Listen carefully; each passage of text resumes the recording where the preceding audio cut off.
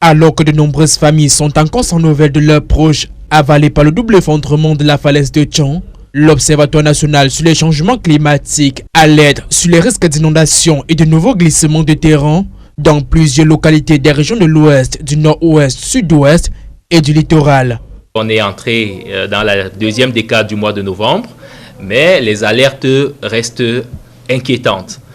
C'est un scénario inhabituel qui traduit bien que le changement climatique est une menace réelle à laquelle il faudra non seulement porter une attention particulière au niveau scientifique, mais également prendre en considération l'urgence de la responsabilité individuelle dont la résultante, n'est-ce pas, doit déterminer une responsabilité collective. La décade qui s'étend du 11 au 20 novembre sera surtout caractérisée par une forte saturation des sols en eau, résultante des précipitations qui peuvent atteindre les 210 mm en cette deuxième décade du mois en cours. La particularité de ces régions, c'est qu'il s'agit des zones des fleuves du bassin, des fleuves de bassin côtier, dont la proximité à la mer expose à des événements météorologiques et climatiques extrêmes. L'urgence de se mettre à l'abri de tout risque fait appel à des mesures de prévention, aussi bien individuelles que collectives. Plus que jamais,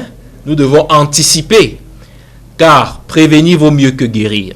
Et les autorités qui ont la responsabilité régalienne première de la sécurité des biens et des personnes doivent systématiquement délocaliser les populations en cas de dérapage.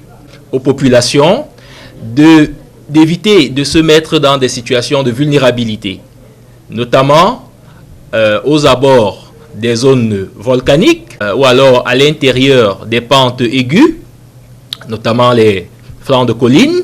Dans un contexte où se multiplient les catastrophes naturelles, les prévisions météorologiques devraient plus que jamais guider l'action des pouvoirs publics en termes de prévention et des moyens adéquats mis en place afin de répondre efficacement en cas de besoin. Parce qu'il ne s'agit plus d'une option pour nos décideurs, mais d'une obligation.